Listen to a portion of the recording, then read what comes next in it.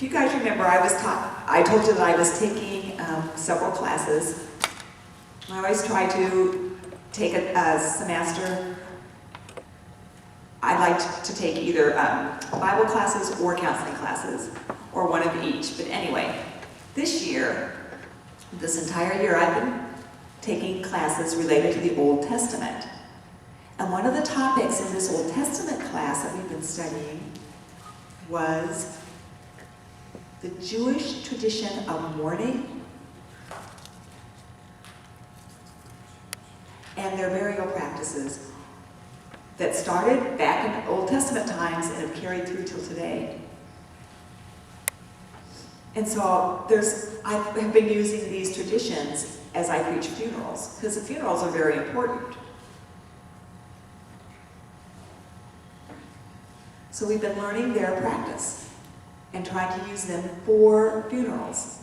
And they have got quite codified practices for mourning and for funeral services. Mourning is a critical act for the Jewish people. It's not like us Christians or even people who are non-believers. We're very different. But in the Old Testament, it shows that people have permission to truly mourn, to lament. I like that word, lament. It means to mourn deeply. People will rend their clothes. You'll see that at Jewish funerals. They'll have black clothing on, and they've got like tears somewhere in them to show that they are lamenting, and that the act of lamenting is very important. That's scriptural, and Jewish people are still tearing their clothes today. The Bible teaches us that it's important to lament, it's important to grieve, it's important to get it out. It's important to be upset, and to be so very upset that we can't get out of bed. We can't shower, we can't close, we can actually have permission to lament. And these days, our society teaches us that people who are not Jewish need to be stoic. They need to be brave. They need to be stoic. They can cry at home in private. But when they're out in public, at a funeral or other places, they need to be brave. I think that's what we teach. You know, and I always say, you know, I don't cry easily. I don't cry at all. So if something makes me cry, it's not easy. But I'm thinking that that message has been drilled into us to be brave. Leaders must be brave. Leaders must not cry. I think people have taught me that my whole life. And I do remember a time in my life when maybe I cried, maybe a little bit. But people look at me as a leader and say, well, leaders should not cry. Well, this Old Testament class has taught me that lamenting and grieving and crying is important. It's crucial. And the Jewish people today, and from the scriptures, sit Shiva.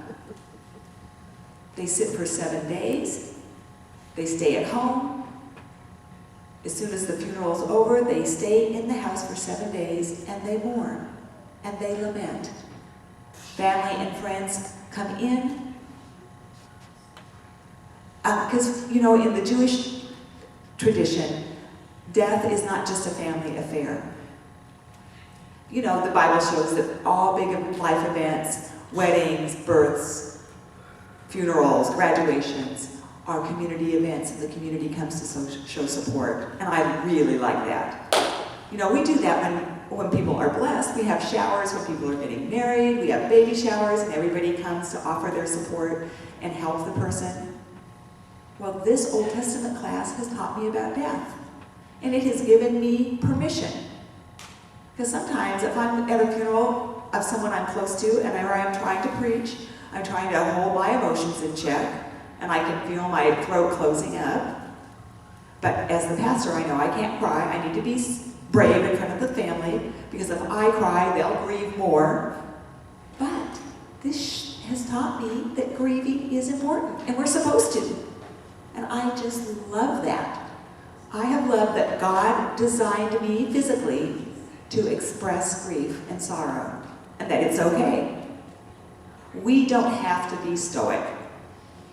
That doesn't mean we need to just cry all the time, all day long, at every little thing. I don't mean that. But if there's a time to be sad, if there's a death, then God has designed us physically to be able to express that, to show our grief, to cry, to be sad. And that is totally normal. It's not abnormal. Leaders too. You know, I should have the right kind of heart to be able to cry. Because you know, eulogies, do you guys know what eulogy means? Okay.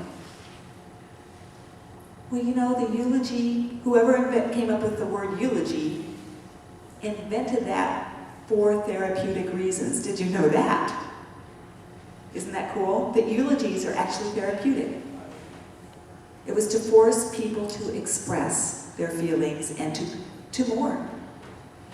And if a person comes up here and starts to talk about, like if my mother died, and I would get up and start to talk about my mother, sometimes people who do that, you know, well, as a team, we teach people, be brave in the face of death. We're going to heaven. It will be a better life. We need to be praising. There will be no more suffering, no more tears, no more sadness.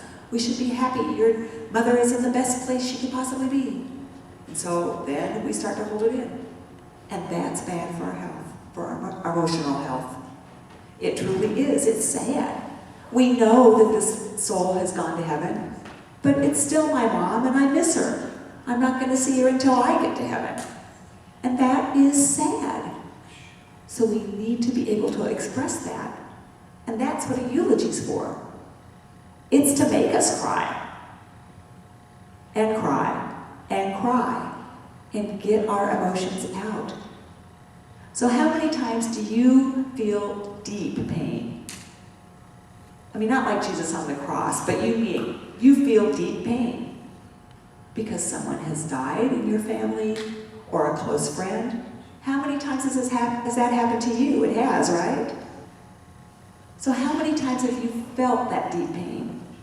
Because our children make horrendous decisions. How many times do we feel deep pain? Because people are gossiping about us and saying things that are not true. How many times have you felt deep pain because you haven't been getting along with your spouse or your children or your co-workers or maybe your siblings? How many times have you felt deep pain because you've worked really hard but you still are financially in arrears?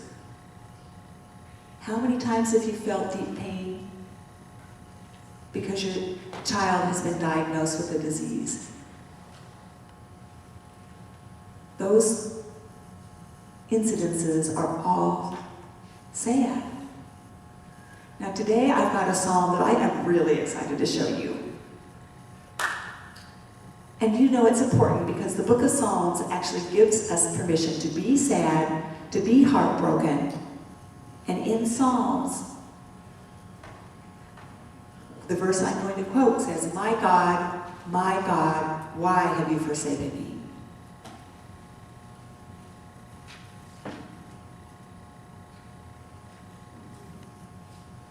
So it's important to see that this verse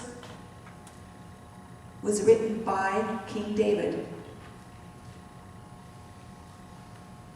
He was the author of this psalm. And he wrote it, it's actually Psalm 22, and he wrote it because his enemies had absolutely annihilated them during war. David had not begun the war, and he didn't know why this had happened, and God had not come to save them, and he was just crying out to God to save him. So he wrote Psalm 22 for this. Later, while Jesus was on the cross, he used these same words because Jesus wanted people to understand what would happen. Right now we're going to start with verses number 1 through 8, and we'll show you this. The first verse says, my God, why have you forsaken me? Or why have you ignored me? Remember that verse. Why are you so far from saving me? So far from my cries of anguish. My God, I cry out by day, but you do not answer. By night, but I find no rest. Yet you are enthroned as the Holy One. You are the one Israel praises. In you, our ancestors put their trust. They trusted and you delivered them. To you they cried out and were saved. In you they trusted and were not put to shame. But I am a worm and not a man, scorned by everyone, despised by the people. All who see me mock me. They hurl insults, shaking their heads. He trusts in the Lord, they say. Let the Lord rescue him. Let him deliver him, since he delights in him. So you can see at the beginning of the psalm, you'll see that it's very cool that Jesus used this.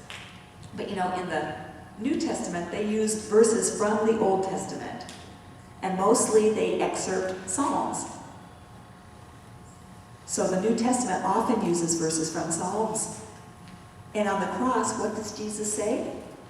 He says, my God, why have you forsaken me? Look.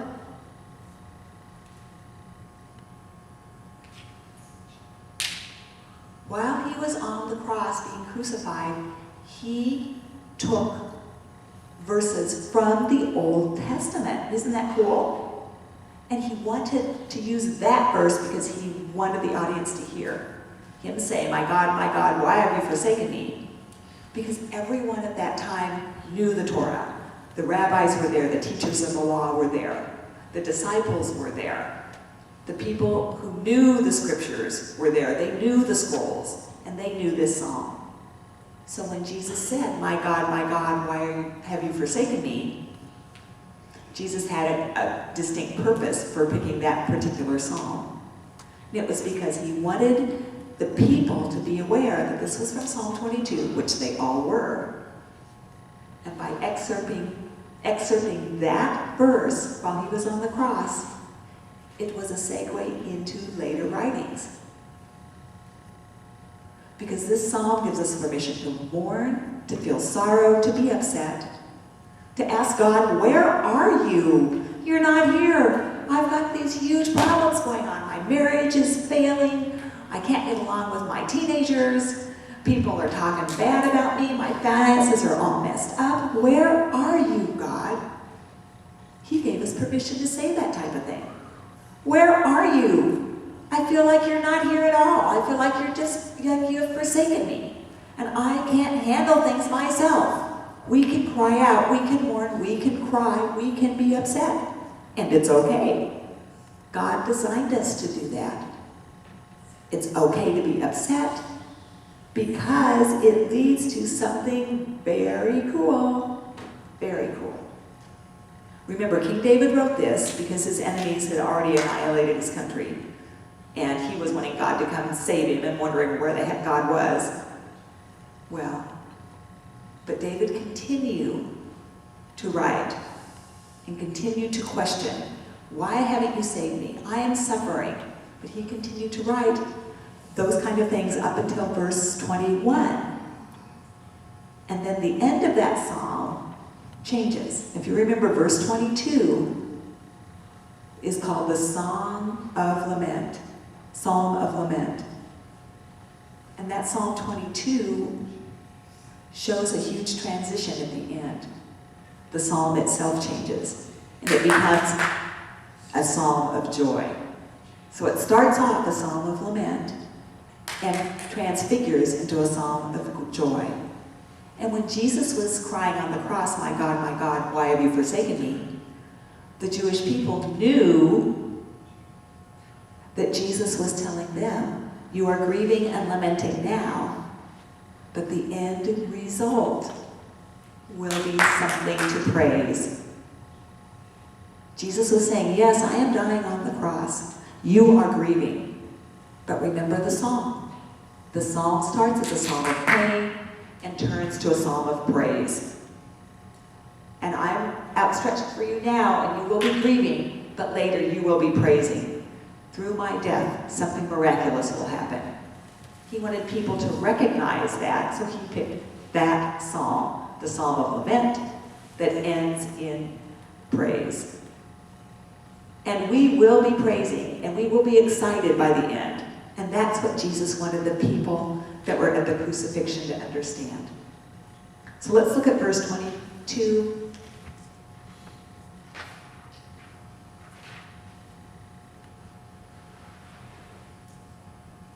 Says, I will declare your name to my people. In the assembly I will praise you. You who fear the Lord, praise him. All you descendants of Jacob, honor him. Revere him, all you descendants of Israel. For he has not despised or scorned the suffering of the afflicted one. He has not hidden his face from him, but has listened to his cry for help. From you comes the theme of my praise in the great assembly. Before those who fear you, I will fulfill my vows.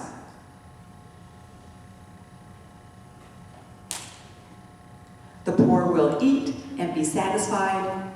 Those who seek the Lord will praise him. May your hearts live forever. All the ends of the earth will remember and turn to the Lord, and all the families of the nations will bow down before him. For dominion belongs to the Lord, and he rules over the nations. All the rich of the earth will feast and worship. All who go down to the dust will kneel before him, those who cannot keep themselves alive. Posterity will serve him. Future generations will be told about the Lord. They will proclaim his righteousness, declaring to a people yet unborn, he has done it. So can you show the beginning of the psalm where it starts with lament, and then at the end it turns to praise? It's a huge transfiguration. And it's because, and I just think that is so very, very, very cool. This change shows that when something bad is happening in our lives, and we are lamenting, and we are mourning, and we are crying, and we are asking God, where are you? I can't see you. You know, we can't see him because we're so very upset, right? So we can't see him, we can't see where he is, and we're praying, where are you? But he is actually right there in front of us the entire time. While we're upset, we can't see him.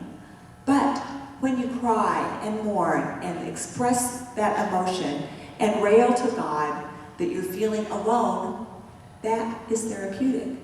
And the more we can express, the more clearly we see the answer is right there. Our clouds of grief begin to melt away. And we see God right there with us the entire time, loving me, helping me, giving me the answer that will resolve my problems. Once we get that out, we can see better, we can see more clearly. Now, if we act stoic, I'm brave, I don't show any emotion, I don't care if people die, it doesn't hurt me, so what if I'm broke and I don't have any money? I'm fine, I'm a Christian, everything will be just fine. No, that is not how God designed us. We have to be crying out to God. We can lament, we can mourn, and the more you get those kind of feelings out, the clearer you will see the answer right in front of you. Now, the more we try and suck it in and just be brave, the less we will see him. Because God designed us to cry and to grieve and to be upset and to cry out to him. That is therapy. God designed us. He knew that we would need therapy, so he built it in, right? I just think that is so incredible. That one psalm has that. Now, the next psalm is the 23rd psalm. Now, the Psalm 22 is a psalm of lament. David was crying out to the Lord, and then realized, oh, God's here. He did save us. He did save us from our enemies. Well, I think I'll praise him now. And so he starts writing a praise psalm at the end of Psalm 22, and that's followed up by Psalm 23. What's the 23rd psalm? Do you guys know? You know, it's the Lord is my shepherd. It's called a psalm of trust. You know, we've got the Bible right here. It's here for us. And it's for us to learn from and apply the lessons to our lives. And the Psalms are very important for us. We all need to be reading through the Psalms at least once every year. At least. Read through the Bible once a year. If you can do it twice a year, that would be even better, but once is good. 0 is not so good. So Psalm 22 is the psalm of lament that turns to a psalm of praise because the psalmist realized God was here, God was helping, God does have the answers for all your problems. If you want to know what to do in your marriage, lament. If you want to know what to do with your finances, lament, and God will give the answers. He has the answers for us, but sometimes our stoicism does not allow us to see the answers that are right there. In Psalm 22, the lamentation turns to praise. And then in Psalm 23, it turns to trust. And we trust God because we know He will answer our prayers. God is always here. Always here. Yes, always here. In all of the Psalms. And each Psalm has a purpose to show us more of God and to help us realize that God is always here and we can trust Him. Now, the Old Testament and the New Testaments are wonderful examples for us to follow and to know that we are designed to grieve, to cry for help, to mourn. And it's not a bad thing. We are designed to express ourselves. It's that normal. And once we're expressed, all the anguish is expressed, then we will see clearly and turn to praise because we see that God has helped us. You know, when you look back, you think, oh my gosh, God was here all along in all these different incidences. Even through all these crises, God was working there. And when we look back and reflect, we can see God's hand in all of these experiences and know that that His hand will continue to be in every experience we have until we reach our eternal home. So we learn how to express our emotions. We learn how to see God there, which turns us to praise, and then we learn to trust and know that He is always here with us. He takes care of us as a father takes care of his children, as a mother takes care of her children. That is how God takes care of us, always.